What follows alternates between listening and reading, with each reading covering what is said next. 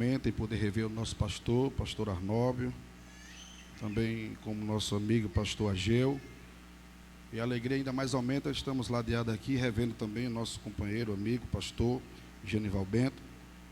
E essa saudação se estende para todo o ministério, para todos os obreiros que estão na nossa retaguarda. Trazemos uma saudação de paz do nosso pastor presidente, pastor Zé Carlos de Lima, e da vossa irmã com a Igreja Assembleia de Deus, lá em João Pessoa. Amém, queridos?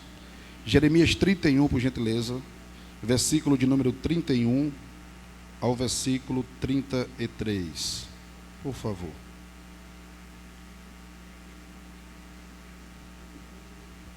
Jeremias capítulo 31. Isso. Eis que dias vêm, diz o Senhor, em que farei um concerto novo com a casa de Israel e com a casa de Judá, não conforme o concerto que fiz com seus pais, no dia em que os tomei pela mão para os tirar da terra do Egito. Porquanto eles invalidaram o meu concerto, apesar de eu os haver desposado, diz o Senhor. Mas este é o concerto que farei com a casa de Israel. Depois daqueles dias, diz o Senhor, porei a minha lei no seu interior e a escreverei no seu coração. E eu serei o seu Deus, e eles serão o meu povo. Glória a Deus.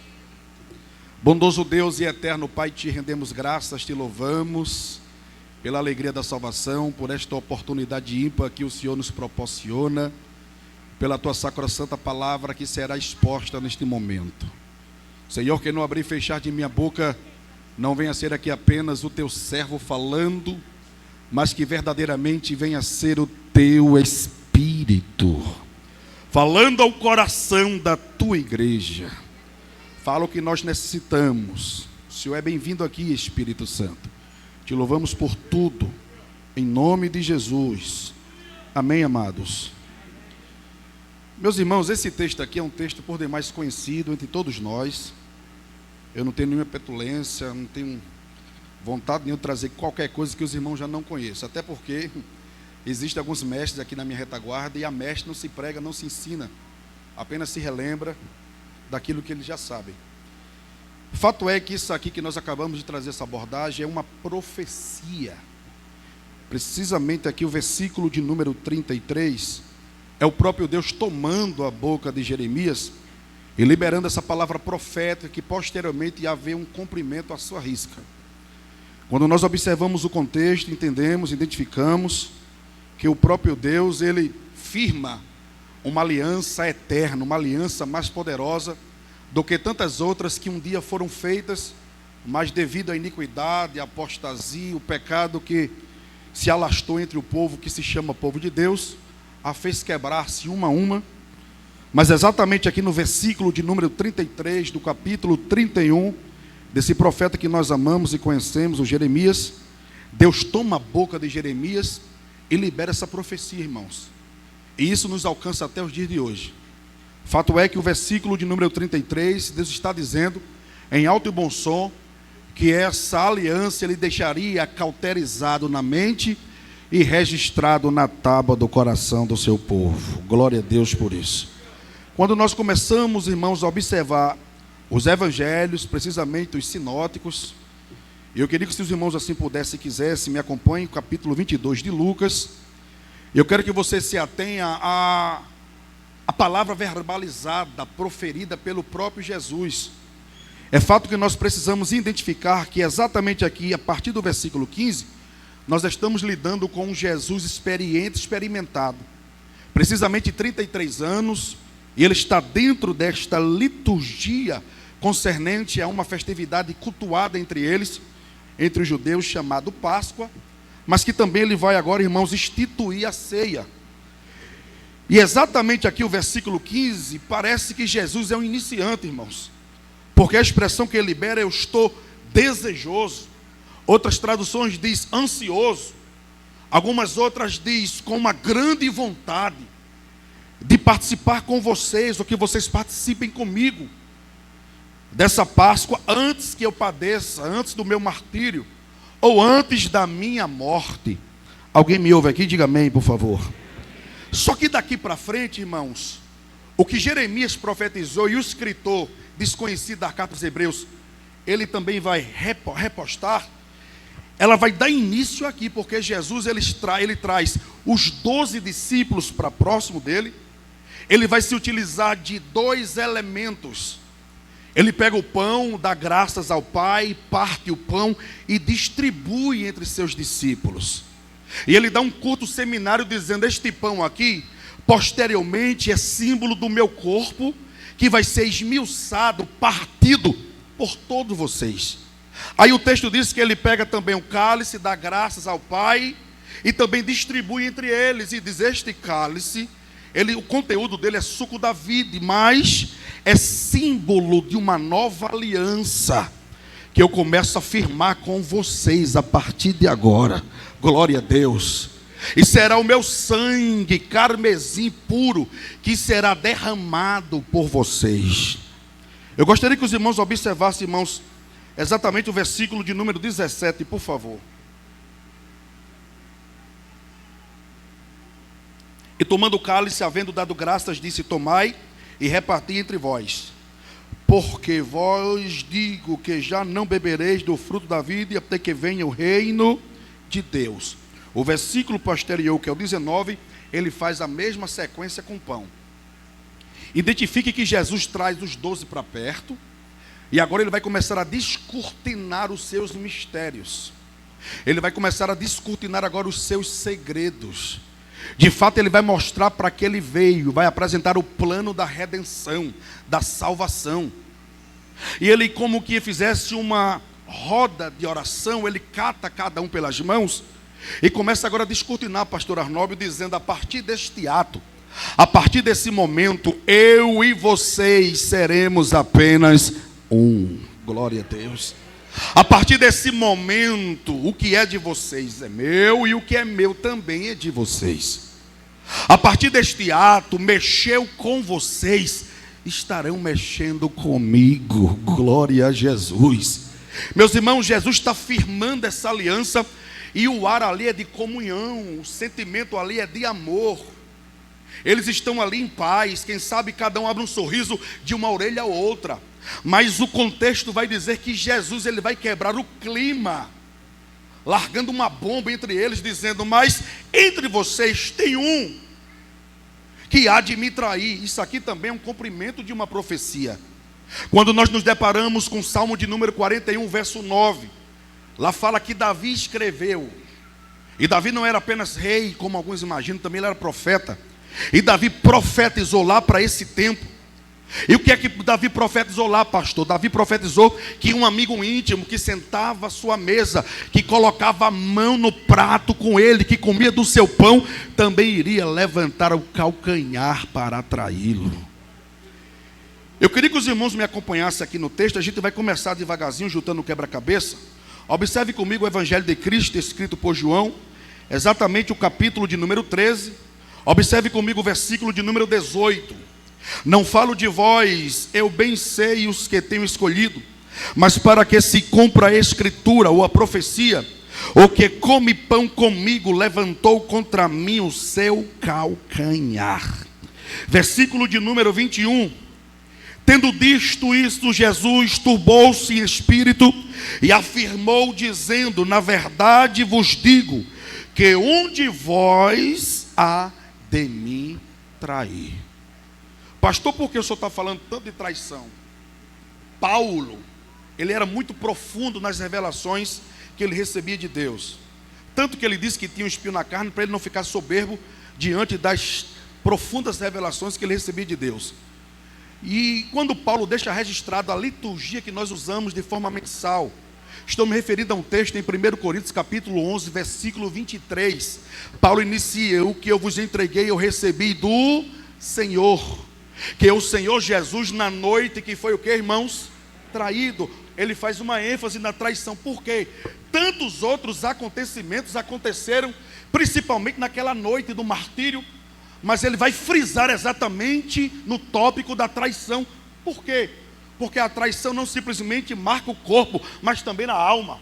Cicatriza, pastor, cicatriza, mas fica marcado para sempre. E Paulo aqui, irmãos, ele vai fazer uma ênfase exatamente aqui, falando concernente à traição. Observa comigo o que o evangelista Mateus escreveu, capítulo 26, Mateus 26, versículo de número 14, 15 e 16. Ele é muito minucioso em suas literaturas, e ele inicia o versículo 14 dizendo: então um dos 12, chamado Judas Iscariotes, porque havia um outro Judas no grupo dos 12, para não ver nenhum tipo, irmãos, de embaraço, ele diz Judas Iscariotes, e foi ter com ele com os príncipes dos sacerdotes. Versículo 15, ele chega diante dos sacerdotes e diz: o que é que vocês têm para me oferecer se eu vos entregar? E o texto diz que eles pesaram 30 moedas de prata. Versículo de número 16.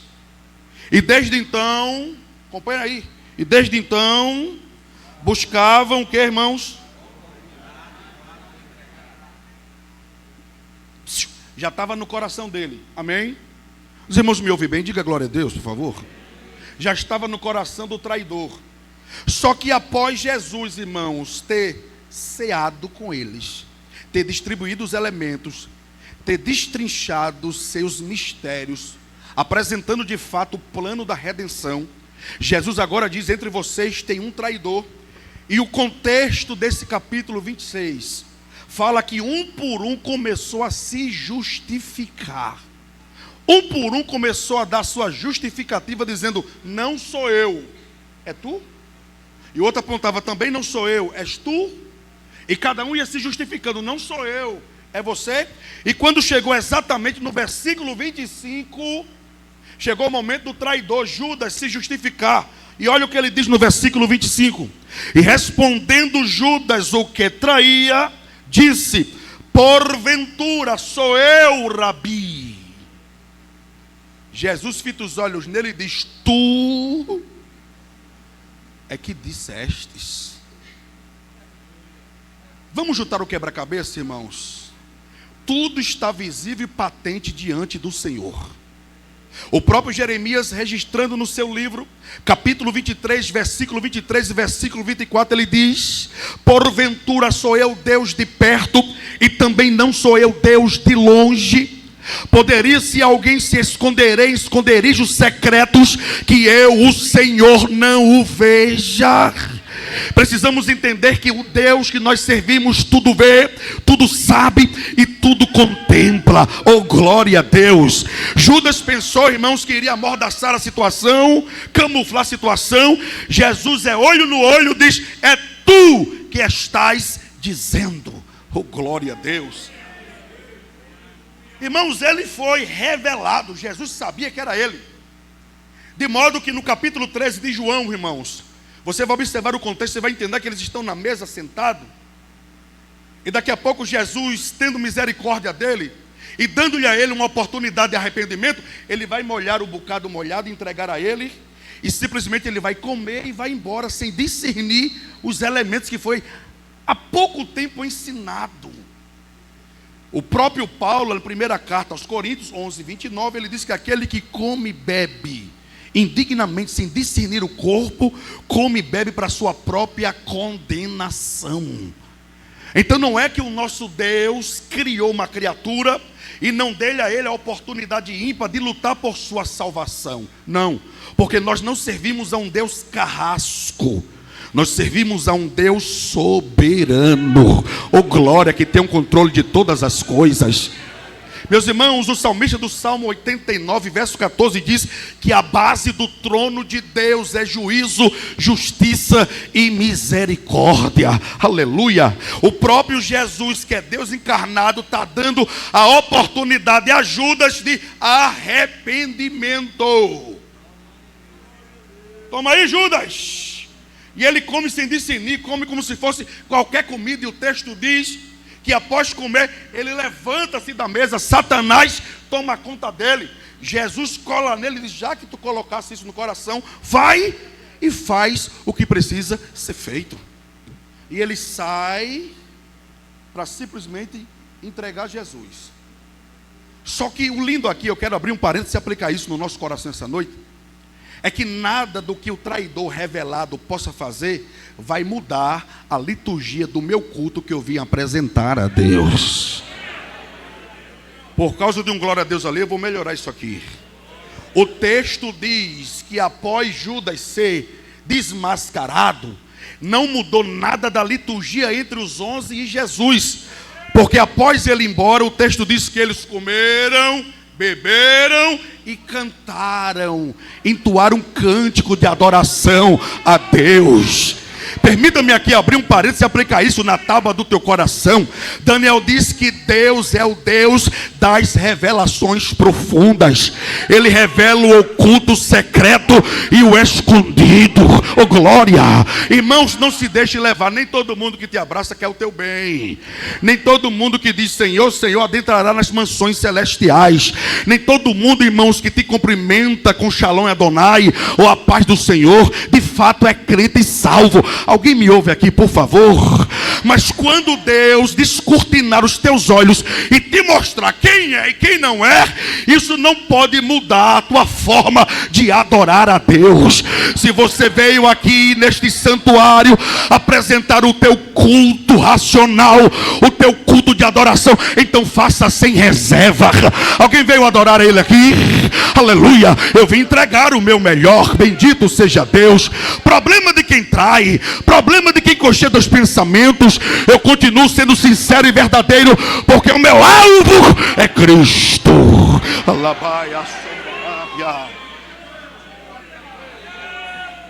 Amados, fato é que daqui eles vão para o Getsemane. Vem comigo, vão para o Getsemane. Eu não vou me ater a detalhes ali o que aconteceu, tá? O traidor conhece o caminho e ele sabe exatamente onde Jesus está. Jesus é preso porque ele leva com ele uma sentinela de soldados e prende Jesus. Diga após mim, Jesus foi preso. Isso é uma verdade, ele foi preso. Só que quando Jesus é preso, nós começamos a juntar o quebra-cabeça e identificamos que ele vai enfrentar 6 juízos, ou 6 julgamentos. Primeiro julgamento são 3 julgamentos entre os judeus.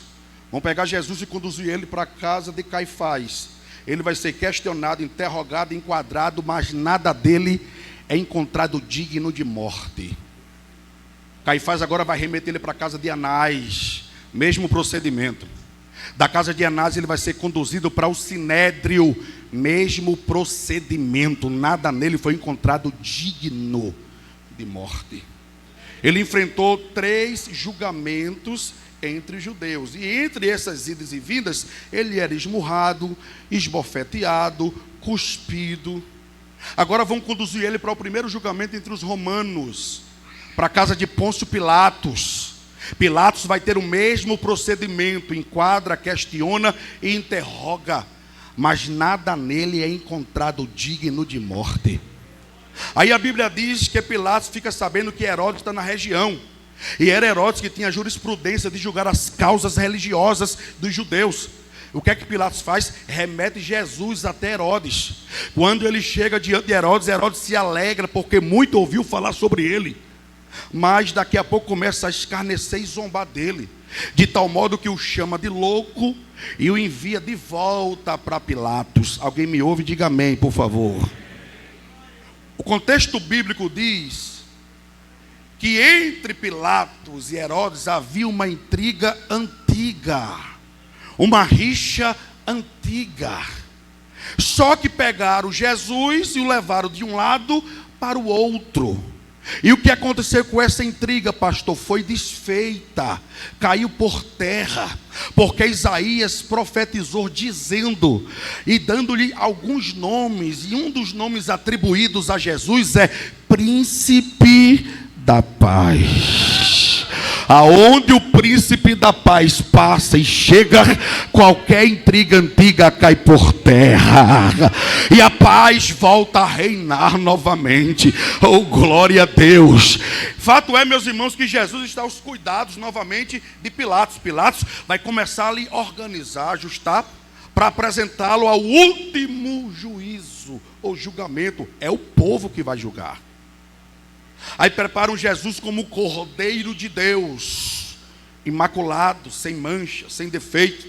Mas em contraponto, o próprio Pilatos vai preparar um outro cordeiro, porque eles estavam próximos de uma festa chamada Páscoa. E a liturgia local rege dizendo que precisaria imolar um cordeiro, é costume entre eles. Aí vão preparar agora um outro cordeiro por nome de Barrabás, defeituoso, manco e problemático. Os dois cordeiros agora estão diante do povo. Pilatos está agora administrando o julgamento. Mas daqui a pouco a Bíblia diz que vem um mensageiro lá da fortaleza chamada Antônia. Oh glória! E quem é que estava lá? Pastor Cláudia, a esposa de Pilatos. Ela teve uma noite e uma madrugada difícil, angustiante, porque ela rolou de um lado para o outro e não conseguiu dormir, com uma voz bairando no seu consciente e no seu coração, dizendo: não toca na causa desse justo, porque este homem é santo, nele não tem pecado. O mensageiro chega diante de Pilatos e diz: Pilatos, eu carrego uma mensagem da tua mulher. Não toca neste homem, não julga a causa deste homem, porque a tua esposa foi angustiada a noite toda. Uma voz do anjo dizendo: ele é justo, ele é santo, ele não peca, ele é santo. Ela manda calabara.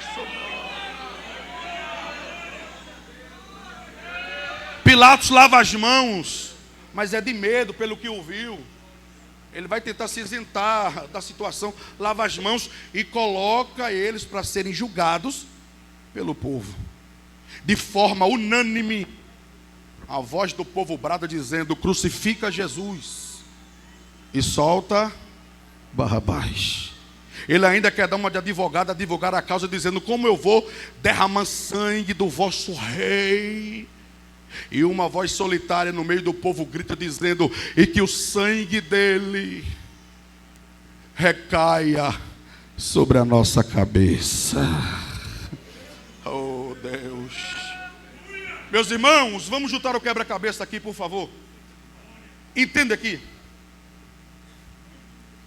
Barrabás, ele escapou da cruz. Barrabás, ele foi liberto da cruz. E eu vou franquear essa pergunta para a plenária. O que será que foi que aconteceu que conseguiram libertar Barrabás da cruz? Será que foi o julgamento do povo? Nós entramos num assunto que sim, mas eu lhe afirmo que não. E o que é que foi, pastor, de fato, que libertou Barrabás da cruz? Não foi o grito unânime do povo, não. E o que foi? Foi o silêncio do Cordeiro de Deus. Isaías disse que ele foi conduzido como um cordeiro mudo ao matadouro para apresentar-se diante dos seus tosqueneadores e não abriu sua boca para nada. O que livrou Barrabás da cruz foi o silêncio do Cordeiro de Deus. Oh glória! Mas de fato, se Barrabás tivesse subido aquela cruz, não tinha mudado muita coisa não, irmão. Se Barrabás tivesse subido aquela cruz, nós não estaríamos aqui essa noite. Se Barrabás tivesse subido aquela cruz, não haveria Assembleia de Deus aqui em Rio Largo, muito menos no estado de Alagoas. Se Barrabás tivesse subido aquela cruz, o juízo de Deus não seria aplicado sobre toda a humanidade. Se Barrabás tivesse subido aquela cruz, você não teria o seu nome escrito no livro da vida. Se Barrabás tivesse subido aquela cruz, você não conheceria a salvação e a misericórdia de Deus. Se Barrabás tivesse subido aquela cruz, esse culto de ceia celebrando o sacrifício de Cristo não estaria acontecendo aqui esta noite. É motivo de você render graças a Ele, então faça isso. Vá. Eu vou te dar alguns segundos para você abrir a sua boca e dizer uma coisa bonita para Ele. Vá. Diga que Ele é lindo, cheiroso, maravilhoso e que você o ama. Alamande calabaia sondarábia. Aleluia. Jesus, Ele foi condenado sem causa, mas foi condenado. Ele vai subir aquela cruz. Vai, pastor, vai. Explico. Daqui para frente ele vai ser entregue a 2 carrascos, um destro e um canhoto. O alforraz, que é o chicote com 4 a 12 tiras, que a ponta é chumbo pontiagudo e osso pontiagudo, estralava. O carrasco destro batia com força. O historiador diz que ele estava possuído de tal maneira que eles rangiam o dente de raiva, com vontade de matar Jesus ali. Porque o índice gritava dizendo que entre 100 homens que passassem pelo processo, irmãos, dos açoites, apenas um, no máximo 2, é que escapava com vida. O destro batia de um lado e o canhoto, pá, batia do outro. O canhoto batia de um lado e o destro, pá, batia do outro. A história diz que quando não tinha mais aonde alcançar atrás, virava-se de frente, porque a intenção era alcançar todo o corpo. Fissuras em Jesus eram abertas, órgãos internos dele dava para se ver. Eu quero que você tente colocar na mente, irmãos, vem comigo, entra comigo aqui nessa reflexão. O martírio que Jesus enfrentou, para que eu e você hoje estivéssemos aqui. Oh, glória a Deus. Foi açoitado ao extremo. Os carrascos tentaram matar ali mesmo, na intenção de que ele não chegasse na cruz. Pastor Genival Bento, ele apanhou tanto, tentaram matar, mas não conseguiram matá-lo ali. Por quê, pastor? Porque ele mesmo disse: o que eu tenho de mim ninguém rouba, o que eu tenho de mim ninguém toma, eu mesmo entrego por resgate de todos. Aleluia. Bateram. E porque Jesus não morreu, pregador? O senhor tem essa resposta? Eu não, mas Paulo tem. Paulo escreve à igreja de Roma, os Romanos 3:23, ele diz que o salário do pecado é a morte. Nunca você vai enxergar ou encontrar uma linha sequer escrita dizendo que Jesus entrou nessa fila para receber esse salário nesse banco.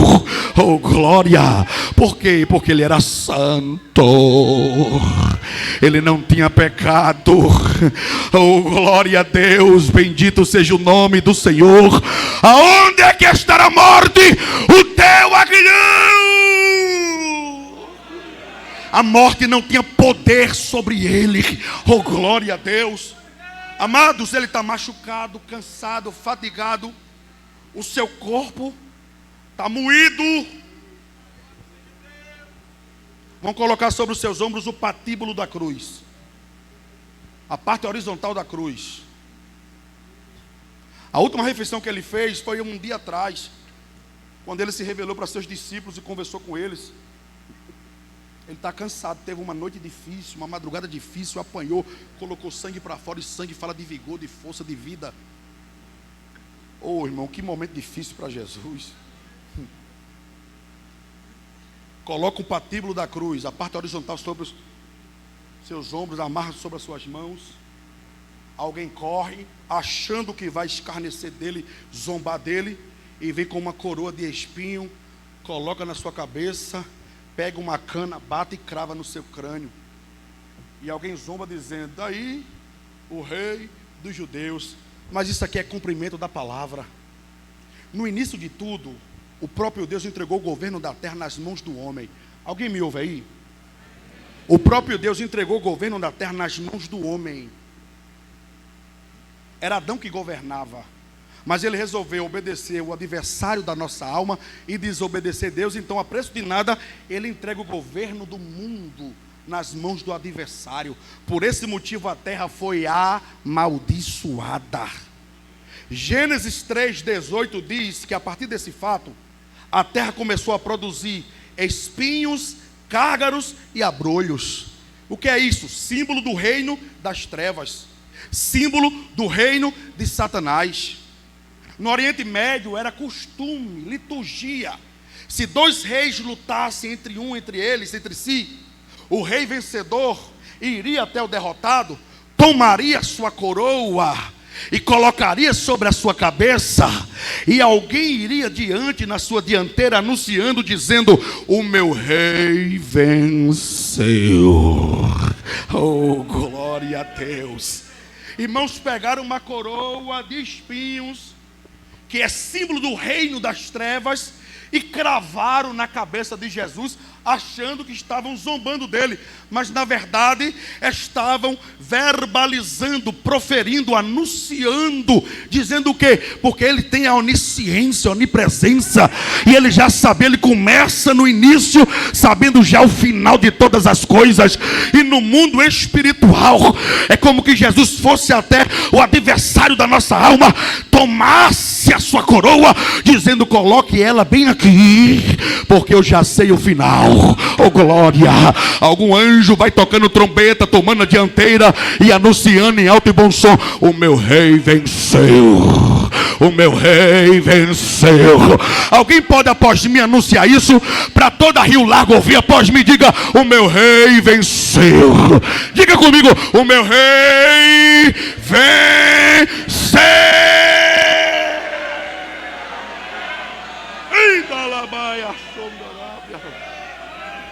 É por isso que a Bíblia diz que em Cristo Jesus nós somos mais do que vencedores. O teu Deus é um vitorioso. O nosso Deus encarnado, o nosso Cristo, Ele é um vitorioso. E nele nós somos mais. Nós não somos apenas vitoriosos, nós somos muito mais. Nós somos mais do que vitoriosos. Tem vitorioso aqui? Aleluia, glória a Deus. Ele está subindo a via dolorosa. Está subindo o que, pastor? A via dolorosa. Tudo que ele passou, passou como homem. Está cansado. Finalizo agora, pastor. Está cansado, fadigado. No meio do percurso ele tomba com o patíbulo. Aí um homem que vem do norte da África, que se estabeleceu ali, que tem 2 filhos ali na região também. Ele vem de uma aldeia chamada Cirene. Estou me referindo a Simão, cujo leva o codinome de Cirineu. Ele estava vindo ali dos seus campos e passando por ali exatamente nesse momento. E a Bíblia diz que ele foi constrangido a auxiliar Jesus. Redobra a sua atenção, por favor. Pense, Tiago nos manda pensar, pense. Lá vem Simão, o Cirineu. Cola ombro com ombro em Jesus. Isso aqui é o que, pastor? Isso aqui já é um privilégio. Ele se abaixa, pastor Genival, e ajuda a levantar o patíbulo da cruz. Que privilégio de Simão. Mas alguém grita: está manchando as vestes, está melando a veste de sangue. Que privilégio de Simão. Eu imagino a cena, ele retornando para sua casa. A sua muito digna esposa lhe questiona, dizendo: meu filho, que sangue é esse nas tuas vestimentas? Oh glória. Ele fita os olhos na sua esposa e diz: minha filha, isso aqui é sangue de Jesus. Que privilégio de Simão. Alamande calabaia sondarápia. Eu sinto uma graça de Deus aqui nesta palavra. Aleluia, glória a Deus. A Bíblia diz, irmãos, de forma direta e categórica: bem-aventurados são todos aqueles que lavarem as suas vestes no sangue do Cordeiro de Deus. Aleluia. Feliz é aquele que lava as suas vestes no sangue do Cordeiro de Deus.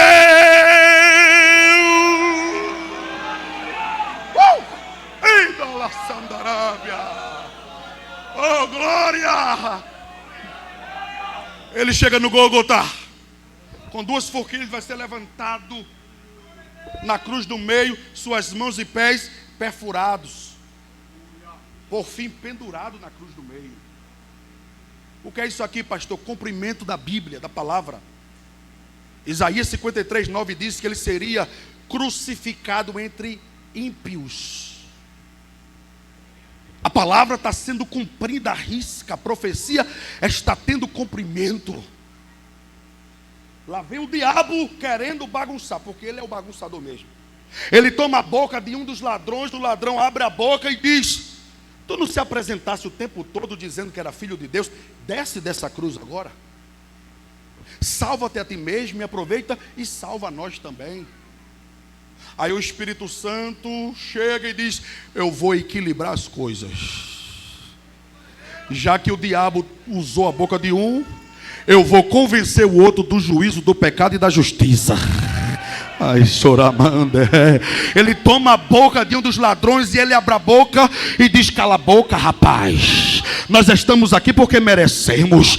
Cala a boca, rapaz. Estamos aqui pagando os nossos malfeitos e delitos. Mas esse que está pendurado na cruz do meio, ele é santo.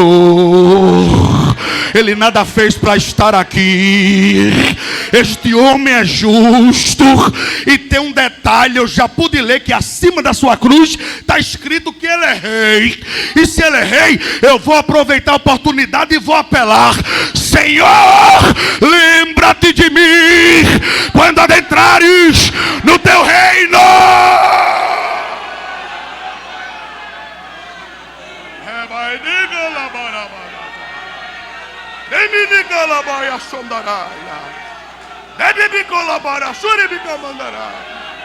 Aleluia, aleluia, aleluia, aleluia, aleluia, aleluia. Oh glória. A Bíblia diz que aquele que deixa a prática, se arrepende, se depara com as misericórdias do Senhor. A resposta de Jesus foi de imediato. Ele disse: ainda hoje estarás comigo. Oh glória. Amados, fechei a Bíblia. Deixa eu só fechar um tópico aqui. Pastor Genival, o senhor é um mestre da palavra. Se eu tiver errado, o senhor me corrija. Eu dei uma pesquisada e eu não encontrei os 11 que restaram seguindo Jesus pela via dolorosa. Você vai encontrar apenas João, depois que Jesus está prestes a descer. Antes dele morrer, ele diz: mãe, está aí teu filho, está aí tua mãe. Tirando esse caso aqui, você não encontra nenhum colocando a sua vida em risco por Jesus, pois ele foi abandonado por todos. Os 11, um por um. Cadê Bartolomeu? Pedro negou. E Levi, João, cadê o Tadeu? Mas a Bíblia diz: por isso que grande é o ministério das mulheres na terra. Oh glória a Deus. A Bíblia diz que havia um grupo de Joana, outras Marias, mas a Bíblia faz uma ênfase, e a inspiração de eu pregar foi o que o pastor leu aqui. E a Bíblia diz que havia uma mulher que um dia foi possessa de 7 demônios. Aleluia. Por nome de Maria Madalena. Aleluia, glória a Deus. E cadê ela, pastor? Onde é que ela está? A Bíblia fala de forma explícita que ela está ao pé da cruz. 9 horas da manhã. Cadê a irmã Maria? Está lá. 10 horas da manhã. Cadê os discípulos? E Maria, procure. Ela está lá. 11 horas da manhã, alguém que sabe, ele questiona, ele interroga, dizendo: mulher, vai-te embora. O homem já está crucificado, daqui a pouco vai morrer. Estás perdendo o teu tempo aí. Uma exegese do texto primária, pensamento de pregador. Quem sabe ela olha nos olhos e diz: como posso? Se em outro tempo eu era uma mulher possessa, esquecida, escanteada, rejeitada. Eu era a escória da sociedade. Quando ninguém me queria por perto, ele estendeu a mão em meu favor, me trouxe para perto, curou das minhas feridas, me libertou dos meus muitos demônios, de todos os meus males, me deixou andar com ele. E eu tenho um coração grato. Quem quiser vai embora, mas eu continuo aqui. Aleluia, glória a Deus. Meio-dia, apagaram as luzes. O sol escureceu, filho. A terra tremeu. O véu do templo rasgou-se. Sepulcro abriram-se. Mortos começaram a ressuscitar.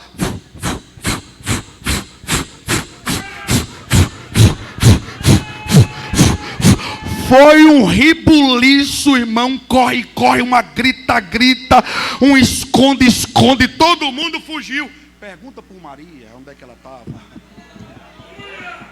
Continuava lá. 1, 2, 3 horas da tarde, ele dá o último brado. Entre 7 ele dá o último. Não vou detalhar todos. O último. Pai, está consumado. Em tuas mãos eu entrego meu espírito. Tetelestai. Está feito.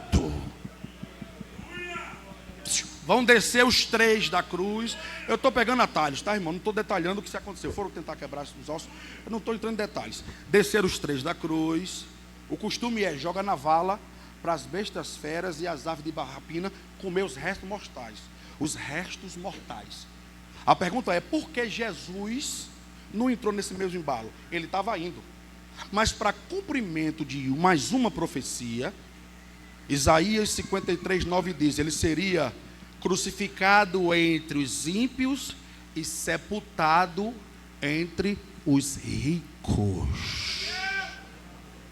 Um senador da república por nome de José de Arimateia, um homem rico, ele não é metido, não, ele era rico, de influência, vai até o governador e diz assim, redobra a atenção no que você vai ouvir.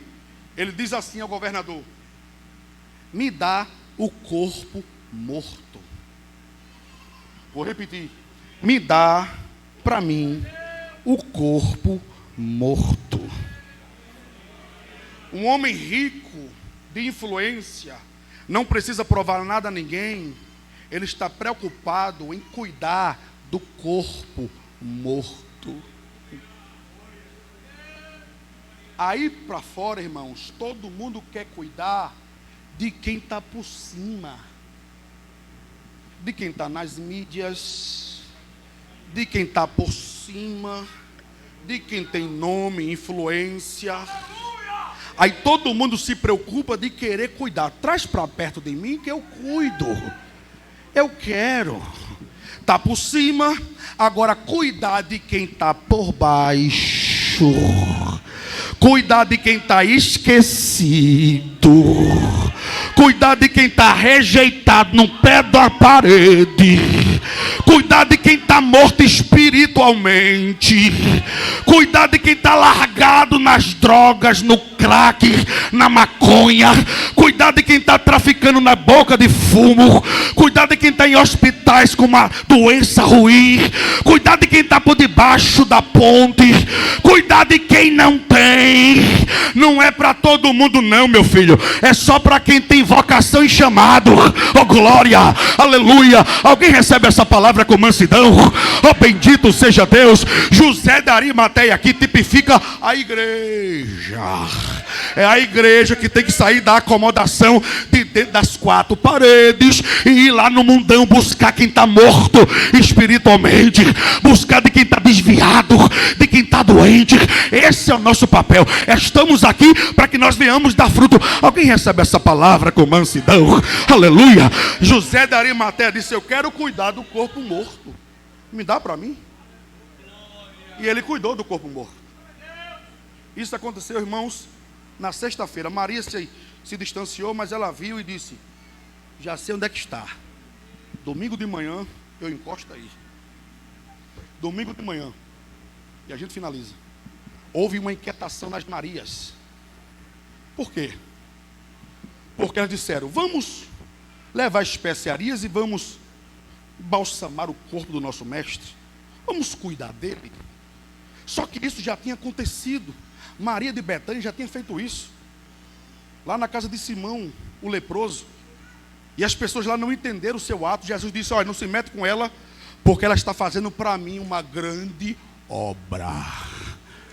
O que é que eu aprendo com essa lição, pastor? Que o que eu posso fazer agora, eu não vou deixar para amanhã. Se você tem que se entregar hoje, entregue hoje. Se tem que pedir perdão, peça hoje. Se tem que voltar à comunhão, volte hoje. Quem tem ouvidos, ouça o que o Espírito diz para a sua igreja. E lá vai Maria, a Madalena, apressa os passos. E ela vai lutando e relutando com ela mesma, dizendo: lá tem uma pedra. Eu sou uma mulher de pouca força, como é que vai ser esse negócio? E quando ela chegou, ela entendeu que a pedra já estava. Então, para que tanta inquietação, crente?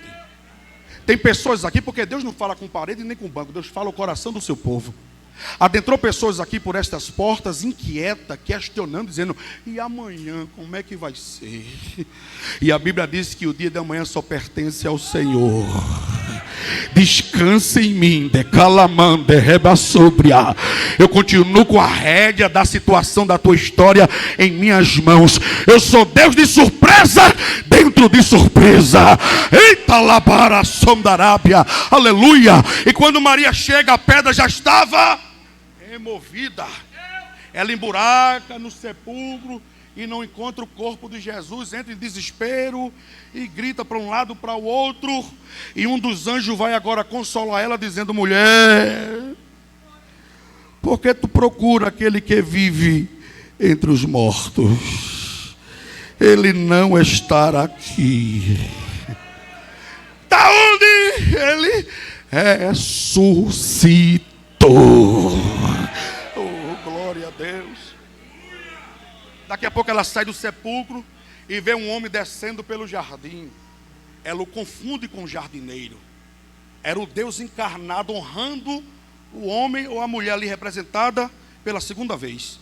Porque no Éden, no início, Deus descia na viração da tarde, todos os dias, para conversar com o homem como todo amigo conversa.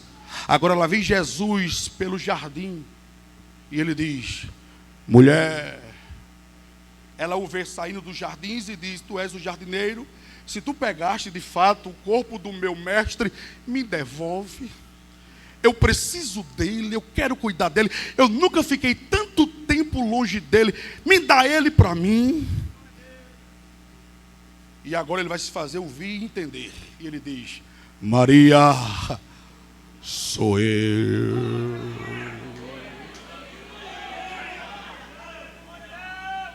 Rabuni! Vai abraçar, ele trava e diz: não me detenhas, eu ainda não subi ao Pai, mas eu te escolhi entre tantas outras, porque neste momento eu entrego para você uma mensagem. Tu vais levar uma mensagem. Vá, meus irmãos, e diga para eles que eu estou vivo. Oh, glória. Marcos 16, 9 diz: e Jesus, tendo ressuscitado na manhã do primeiro dia da semana, apareceu primeiramente a Maria Madalena. Por que não apareceu a Pedro, irmã? Me ajuda aí, irmãs. Por que será que não apareceu a um homem, apareceu a mulher? Porque quem honra Jesus por ele é honrado. Quem resolve ficar ao pé da cruz, aos pés de Jesus, vê o que ninguém vê, escuta o que ninguém escuta, e fica sabendo o que ninguém sabe. Oh, glória! Jesus primeiro honrou uma mulher na história e entregou a ela uma missão e uma mensagem. E qual era a mensagem, pastor? Diga aos meus irmãos que eu estou vivo. Ela entra no cenáculo, bota o dedo no nariz de tudinho e diz: ele está vivo, está vivo, está vivo. Ninguém acreditou nela. Mas passando alguns dias, a Bíblia diz que o próprio Jesus apresentou-se a todos eles e retruca e questiona, dizendo: homens incrédulos, de coração duro. Estão me vendo agora? Então agora ide por todo o mundo e pregai o evangelho a toda criatura. Obedeça o meu ídolo, e aquele que crer será batizado e será salvo.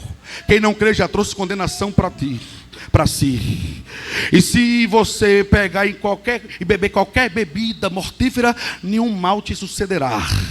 Mas a mensagem que eu coloco na tua boca, inflama a tua alma, é que você vá pregando e vá dizendo, anunciando que eu morri, mas ao terceiro dia eu ressuscitei. Eu estou vivo. Ei, os discípulos abraçaram, pastor Genival, abraçaram a mensagem e começaram a sair, irmãos, nos confins da terra, e começaram a pregar, irmãos. E qual era a mensagem? Ele está vivo. E essa mensagem adentrou, irmãos, na Europa, na Ásia, na África. E qual é a mensagem? Ele está vivo. Essa mensagem adentrou na América Central, na América Latina, na América do Sul. E qual é a mensagem, pregador? Ele está vivo. Essa mensagem chegou no Brasil, chegou na região nordeste do nosso país, estar aqui no estado de Alagoas, precisamente aqui na cidade de Rio Largo, e está inflamando a alma de todos os obreiros e de toda a igreja, iniciando pelo nosso pastor. E qual é a mensagem, pregador? É a mensagem da cruz. Ele está morto? Não, ele está viva.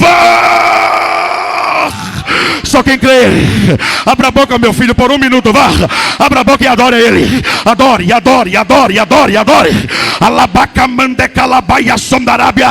Na noite deste dia o eterno está te vocacionando, está investindo em você, para que você vá a tempo e fora de tempo, pregando, irmãos, e dizendo que ele...